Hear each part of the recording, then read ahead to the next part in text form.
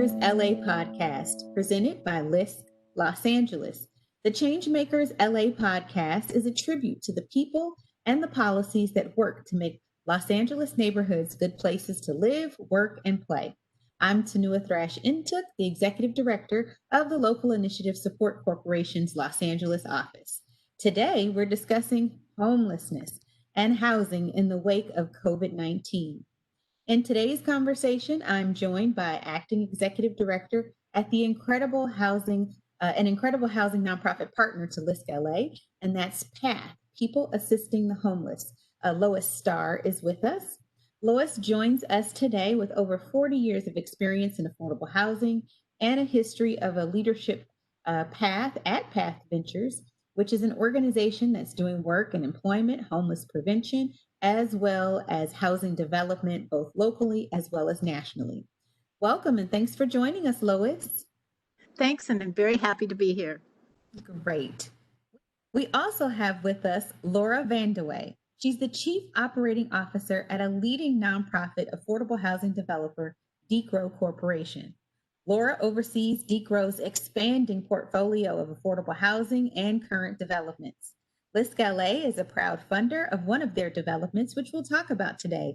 It's called The Brine. It's a mixed-use development that brings together housing, healthcare, and access to fresh foods all in one location. Thanks for joining us, Laura. Thank you for having me. And lastly, here with us is Tommy Newman, Senior Director at United Way of Los Angeles. Tommy's work focuses on the long-term, county-wide organizing effort to end homelessness here in Los Angeles County. Tommy has played a critical role in launching the Everyone In campaign and past efforts on supporting the campaigns of Measure H and Proposition HHH. Tommy, great to have you on the line today. Thanks for having me, Tanua. Well, I want to thank all of you for being here today with me to discuss this really pressing challenge, not only in our city, but in the entire region of LA County. Now, more than ever, over the past few months, COVID-19 has really emphasized the importance of the work that's being done to support those who are most at risk of not having access to housing. In the most recent annual housing count, the number of people in LA County experiencing homelessness was up more than 13% in the last year. That was up to 66,000 individuals. And that doesn't even take into account the recent effects of COVID-19 or the 120,000 households who are at risk of eviction once the eviction moratorium expires this coming September. So Tommy, I'm going to turn to you first to comment on this and to just talk about what's happening. You know, you're a key leader in the Everyone In campaign. You've got your finger on the pulse in the city and in the region. You know who's most at risk for experiencing homelessness right now here in 2020. How do you think COVID-19 has amplified the existing issue of needing to house Angelenos, and to what magnitude can we really expect homelessness to increase as a result of the COVID-19 crisis? Well, I appreciate the question, and I would say I might tweak the word from magnified to clarified. I mean, before this pandemic hit, we already had 600,000 people in LA County who were spending 90% of their income on housing. So that was over 500,000 people who, if one thing went wrong, they were very likely to lose their stable housing. This pandemic is more than one thing, but it focuses all of us on what is now even more than 600,000 people who are at risk at any moment of losing their housing. And I think in the same way that we've seen this nationally sort of focus the conversation around how broken our system truly is, what a failure our housing system is, the lack of supports that we have, the same applies to homelessness here in LA County. And so I'm actually optimistic that this moment will help wake people up and create an army of folks who are willing to push for real systemic change in a way that we've struggled to get in the past. I'll be honest and say, for the last 2 years, we've tried to get folks to pay attention to local government and budgets and all of the things that now have somehow bubbled to the top in a way that I'm deeply grateful for, and I think we all are, to really better understand where are our tax dollars going, how is our system working or not working, and what does it take to fix it. I think this is a unique opportunity to do just that. Yeah. So it's an issue that you believe has already been magnified, but I love this idea that COVID-19 has clarified that there were already 500,000 people with one thing going wrong, let alone a health pandemic, an economic crisis, a racial awakening, all of these things all of a sudden happening at once. That's that many more people who could be unhoused, their stability in housing could be taken from them. So, Laura, let's get into a conversation around the fact that we know the numbers are rising, right? We just talked about the fact that in 2020, just looking at January 2020, the numbers were up again. And we don't know, what that means even in terms of COVID. But what are your thoughts about as an affordable housing developer? You're out there right now, trying to put new units on the line. And when you see those numbers rise like that, what are your thoughts about that? How do you respond? My first response is to think about our existing tenants, right? Because as a developer, we have not only new product that we're trying to build as quickly as possible, but we have entire buildings that are full of tenants who are the most vulnerable. So it goes to their health and safety first and foremost, and then making sure that everything we do in the future is keeping everyone's health and safety at the forefront. So with the tenant-centered mindset, looking at our existing operations, we wanted to make sure that all of our buildings were following the ultimate safety protocols for their health and wellness. We did have an outbreak, and not an outbreak, but one individual tenant that apparently did test positive. So immediately make sure that the balance of that building was safe and it didn't spread further, and happy to report to our knowledge it did not. And then you look to, of course, new construction and trying to translate the commitment by the city and by us to building new housing as quickly as possible. And honestly, there's a fair amount of fear of how are we going to process these any faster, given the immediate shutdown of entire city governments, entire city departments. We have still today, there are certain departments where they do not come in, and you don't see an individual for plan check. We weren't able to even send in checks for permitting. So, but like Tommy, I am hopeful because we did see pretty quickly mobilization across city government to identify ways where we could process things faster. And again, the speed at which we are going to build this product is really the most important thing, because not only do we have to respond to the prior crisis, but the one that's coming, and making sure that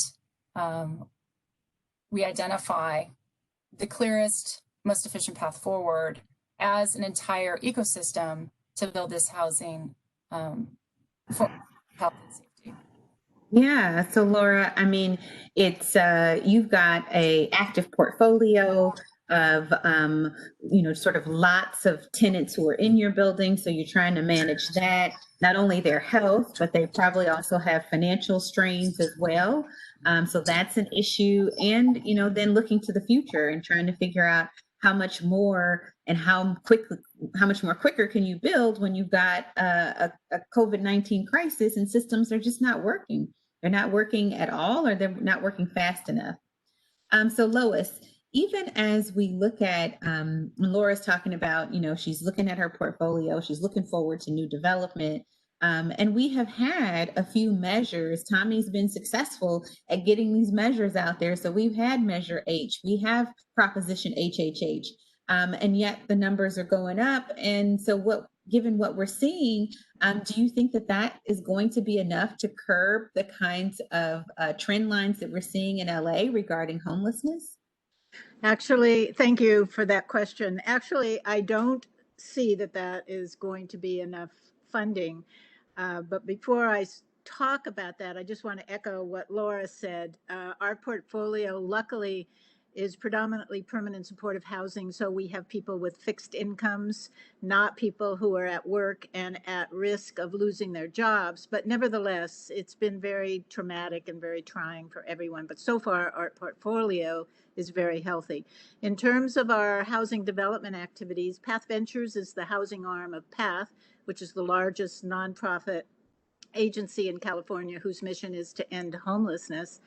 And we're looking to innovation. Yes, we're still doing the same affordable housing, permanent supportive housing, tax credit deals, but we understand that that can't be the total way into the future. So we're looking at utilization of some of the CARES Act money. We are partnering with HACLA to do a Project Home Key, which was to go out and purchase a vacant apartment hotel, utilizing the COVID care dollars and working with HACLA, to get project-based vouchers. We will be able to open this particular apartment complex within 4 months. So instead of 18 months or 2 years, it's going to open by the first of the year. So we're continually striving to look at new models because we are worried that we won't have enough funding. That's great. And now is the time to get to testing on that. And part of what we're seeing is that we're reaching a critical point, right, in this battle against homelessness. We've seen a rising need for additional services, additional units, and so let's talk about where we are in 2020 and how we rethink our approach. So Tommy, the United Way, you've already talked about it. You've started this conversation even today. You've talked about the fact that systems have to change. And we heard this word a lot. And certainly most recently, when it comes to looking at the effects of COVID-19, as well as protests around over racial inequities. What does making systematic change really mean? And how does the United Way set an example of systematic change, particularly on your work around poverty and homelessness and ending it? Can we hear you, Tommy? Looks like we've got some technical difficulties there. We will come back to Tommy once we're able to get him back on the line. So Laura, let's talk about this race to keep up with the need for affordable housing. How are structural systems, you started to mention some specific areas that are slowing us down. How are those, what's happening out there? What are some of those structural systems that are slowing us down? And I'd love for you and Lois to both think about, what could we do if we could instate a change today to create a path that would make it easier, faster, and some would say maybe less expensive? How do we get more affordable housing in place? So what's holding us back? And then let's start to look at the future. So what's holding us back today, I think, has been in place for a while. And that is, with these affordable housing developments, of course, require massive subsidies that as good developers will grab a subsidy from any location that we can so as to minimize, the burden on the tenants. So we have to coordinate with the city, with the county, with the state, with the federal government, just on the macro level. And then on the micro level, of course, there's coordination through the plan check process, where each city department has to participate in the approval process, from planning at the very beginning, through building the safety, through city engineer's office.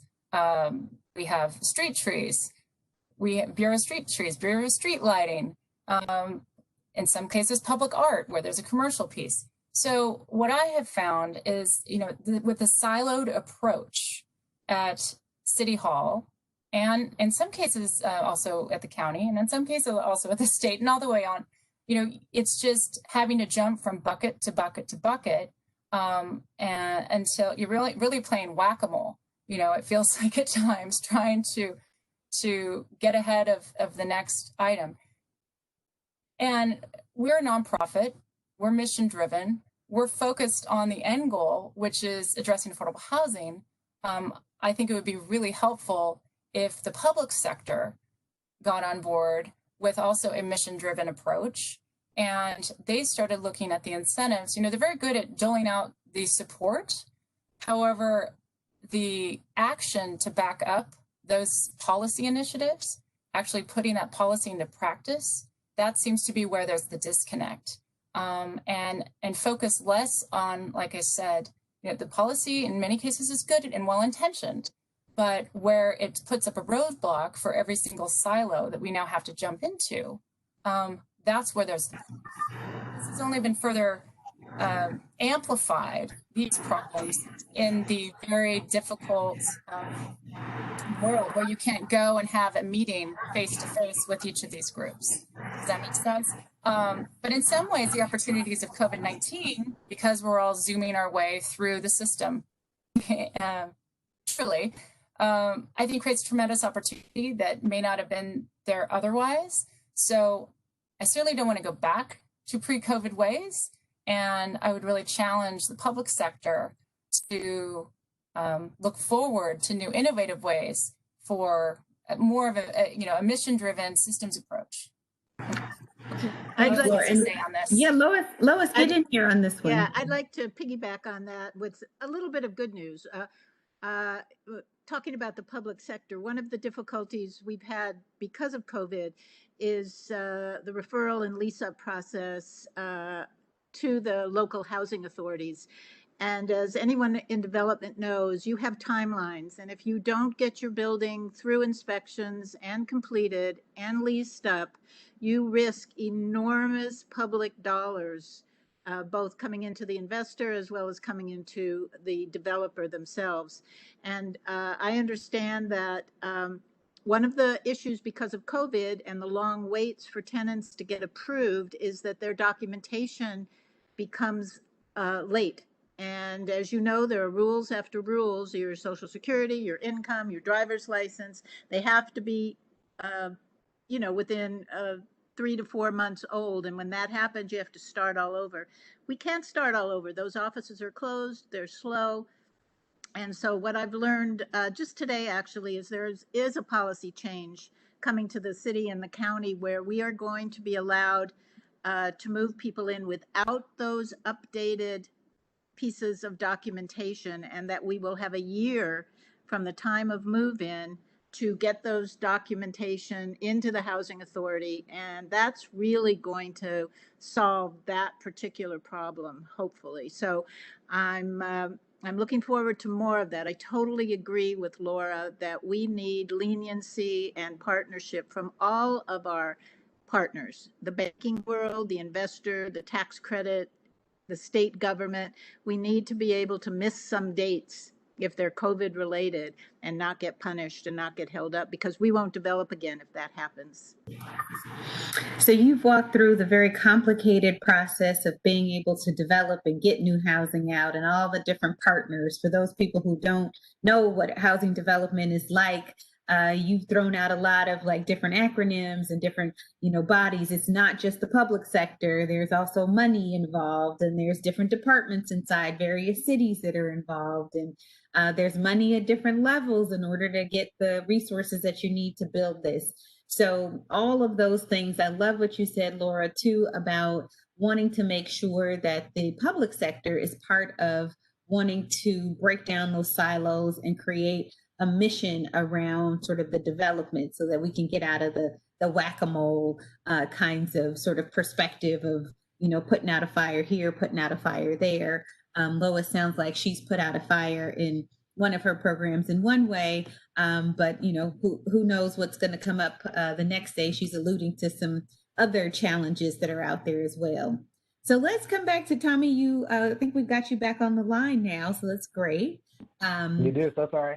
Great. Well, Tommy, we talked about the fact that you have already brought up and brought in the term systems change, and that's what's needed in order to be able to get to a solution on this.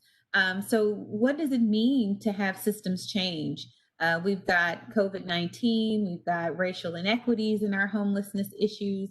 How does the United Way work on systems change to change the trajectory of poverty and homelessness in our county? Well, that right there could be an entire show. But to keep it short and sweet, I would say we try to use private dollars, philanthropic dollars, to incentivize our big public systems to do new things that they previously have not been doing. Because we know that there is nothing that will ever match the scale and resources of government. And so we have to have high expectations for government, and we have to be able to push it to change. And so the best example I have right now, this is a live example, would be our Reimagine LA County effort. We're proud to be part of a large coalition, over 100 organizations, who have coaxed and cajoled the Board of Supervisors to place a really groundbreaking ballot measure on the November 3rd ballot, which would require at least 10% of the LA County general fund to be spent on direct community investment and alternatives to incarceration. It does not spend 10% of its dollars on that right now. It's more like 2%. In fact, the vast majority go to downstream punishment and incarceration, and that's how we've addressed poverty for generations. And so in the context of changing our systems, this would mean on the low end, $500 million and ultimately nearly $1 billion a year for youth development programs, rent subsidies, affordable housing capital, really the proven solutions like community-based mental health care that we struggle to fund in a really absurd and immoral way. And so we've secured the partnership of the Board of Supervisors and convinced them that we should let the voters permanently change the LA County Charter to ensure that these dollars will always and forever be available for these purposes, and that it won't be the subject to whoever is on the board at that time or whatever the budget may or may not be that year. So I think it's a good example.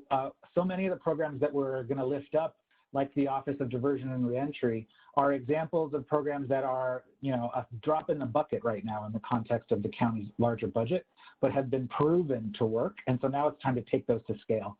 And this is how you do it. And so I think that's our best example right now of really turning the ship of government and primarily our public budgets to invest in what we all know works to help people end their homelessness and build stable lives.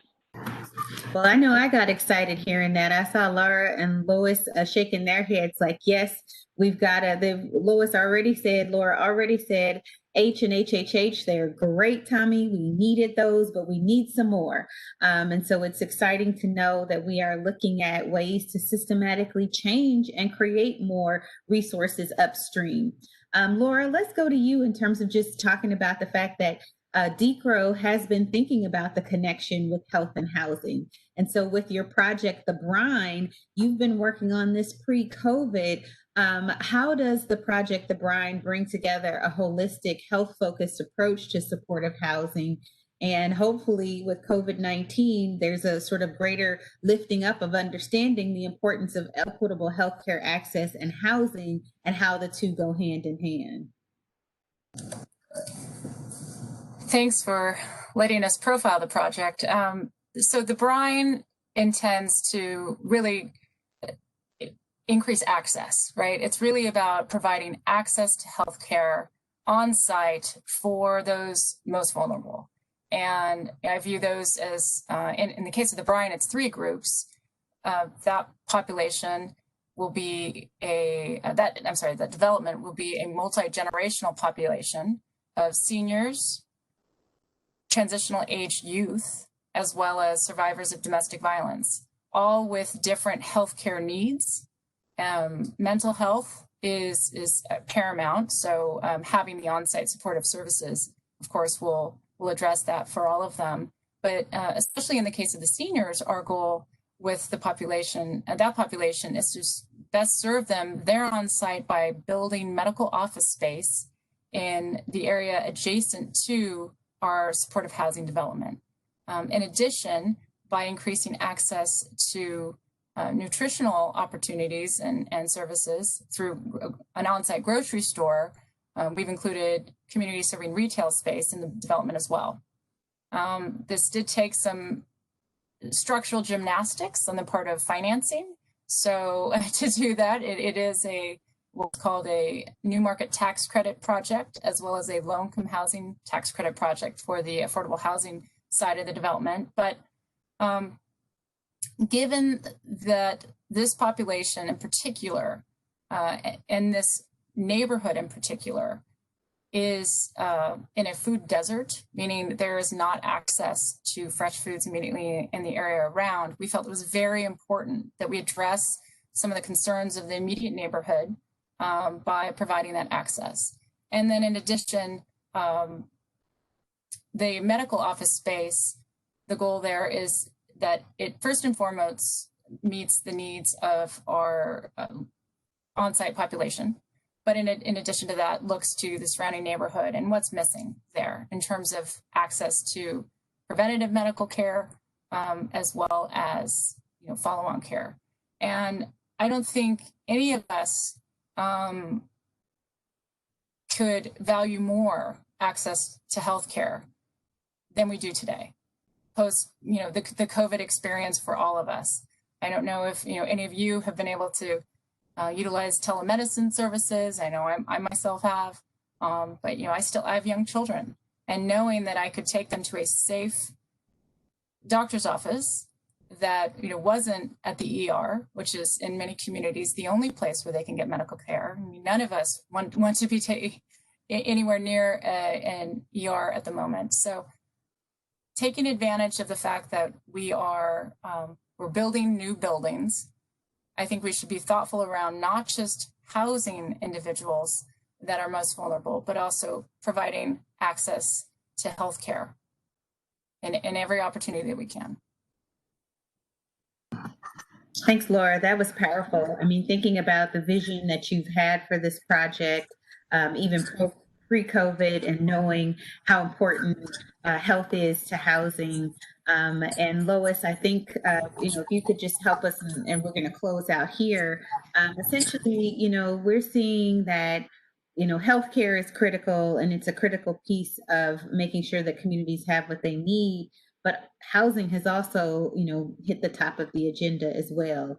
How do you think we will be responding really as, folks in Los Angeles and across the state to this clarity that Tommy has reminded us on in terms of what it means to make sure that everybody's housed? Well, I've been in this business a very long time. I was at the county for 15 years running the Community Development Commission's housing programs, and we have talked about housing for health and connecting health to housing in all those years back, I think all the way back to 2007, but it only really became a reality in the last few years. From Pat's point of view, we have a huge clinical side on PATH. The housing development side is relatively small. We're only like 5 staff, but PATH has 700 people all over the state of California, from Sacramento to San Diego. And we have a diversity of staff, from employment specialists, health specialists, psychologists, social workers, case managers, and you name it. And when PATH Ventures goes in to build housing, PATH is already there. They're on the streets, they're doing outreach, they're doing interim housing, and we come in and work with them and with the cities, the local cities, and build what's needed. And we already have the infrastructure from PATH. So we have the connections to health, the connections to mental health, the connections to employment, the connections to veteran services, the connections to children's services. And we're just moving in that direction. And hopefully with Tommy's great work with the Board of Supervisors and getting this passed, it's going to be a big education program for the public to get them to vote for it. But I think we can do it, and I think that's the pathway to the future. That was great, Lois. So Tommy, is there anything else you want to share with our listeners out there? I feel like, today who they've heard from is you, in terms of, United Way and other partners demanding that systematic change, going out there, pushing to make sure that the capital is on the table. Lois, the 2 parts of PATH, taking those resources and making sure that people have those support services that they need in place wherever they are, on the street and in community. And then with you and Laura, really, in the work that you're doing as developers, making sure that there are long-term places that we can place people. Tommy, anything before we close out? I would just encourage folks to not get discouraged. I know when we are here in LA and in the United States in this moment. We feel a lot of despair and not a lot of optimism or hope. But I think the challenges that we are talking about here today, our housing affordability crisis, our homelessness crisis, are challenges that other countries and other people around this world have solved, have figured out how to solve. And so we just need to look beyond our own borders to have confidence that if we invest in the things we know work, and if we push hard enough, we can absolutely solve these big challenges. Excellent. Well, I want to thank you all for being a part of this conversation today. To you, Lois, Laura, and Tommy, it was a pleasure to hear from you all today.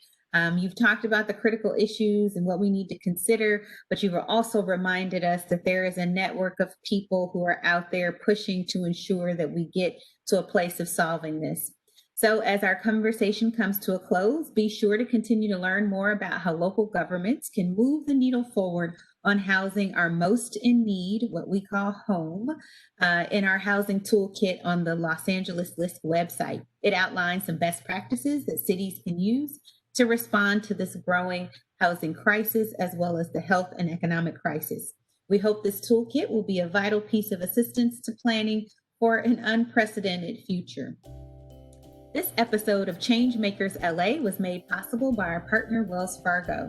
If you'd like to learn more about how to provide critical support for affordable housing at List LA, please visit us online at www.lisc.org/Los Angeles and follow us on Twitter at LISC_LA. You can find the most recent series of our program on iTunes, Spotify, and Google Podcasts, or wherever you listen to podcasts. Subscribe to hear more conversations about the people and places that shape Los Angeles.